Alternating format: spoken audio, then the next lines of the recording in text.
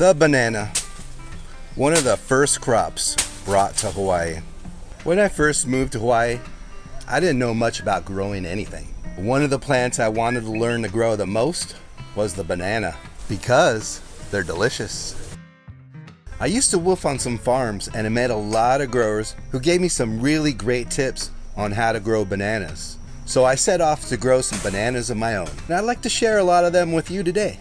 Many years ago, I was gifted this keiki, or baby banana plant, from a friend whose property is now covered by lava. But luckily, this banana still grows on. I get about 10 racks of bananas from this clump right here that originally started with just one banana plant all those years ago.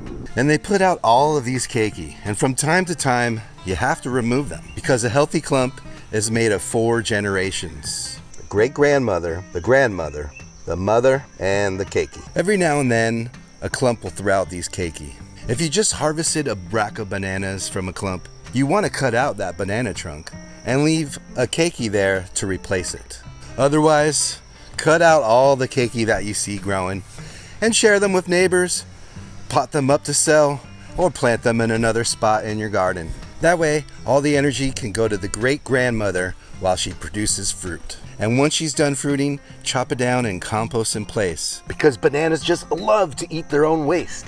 I like to chop them up so that they break down a little quicker, and then feed them some manure so they get some added fertility. This is a good way to kickstart your clump every time you harvest. But did you know, even though leaves get all torn up, they can still photosynthesize? The trunk of the banana is actually made up of leaves, so they can still churn the sun's energy into food through their trunk. It's pretty awesome how bananas have a backup plan, isn't it? But still, plant it out of the wind or put up a windbreak to protect them. They'll grow a lot better that way. And did you know bananas are not actually a tree, but an herb, because the trunk doesn't contain any woody tissue? And the bananas, they're not a fruit. They're actually considered berries. How do we know when bananas are ripe? Well, when they're young, they still have a real angularness to them. But as they begin to ripen, the bananas begin to round out and plump up, and that angular side that they had now begins to round off. And a good way to tell sometimes is you see one yellow banana, the rest of them are sure to follow. And be sure to grab them before the birds do. Bananas are prone to diseases, and in Hawaii, we have a few that you should be aware of, with banana bunchy top being one of the major ones. Banana bunchy top stunts the growth of your bananas. It's caused by bacteria, and it's almost impossible to get rid of. Currently, the method of treatment is cutting out the entire clump and burning it and getting rid of it completely. But there are other strategies and methods that are being employed, such as the Mayan healing wash that I highlighted in another video from Tony Vera. If you want to buy some of that, you could find him online at Mayan World Farm, Hawaii. It can spread really easy, so you have to be careful about sharing any keiki that you might have.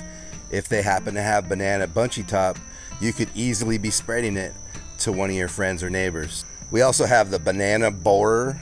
That's why when we're transplanting the keikis, we clean up the roots to make sure there's no root borers down in there. And another common pest is the leaf curl worm, where it's a caterpillar that rolls itself up in your banana leaves and tends to tear up the leaves and could do pretty good damage if you have a bad outbreak of them, but they're pretty easy to control. In fact, I haven't seen any on my bananas for a few years now. But by feeding our bananas constantly, giving them good soil, making sure they're loved and cared for, they tend to be able to fight off these pests and diseases pretty well. Get yourself a piece of land and grow bananas. Why? Because they're delicious. And if you want help with getting that piece of land, why don't you watch this video where I show how to evaluate a piece of land that you might be thinking about getting. That way you actually land on the homestead of your dreams. All right, everybody, thanks for watching today. Ahui ho.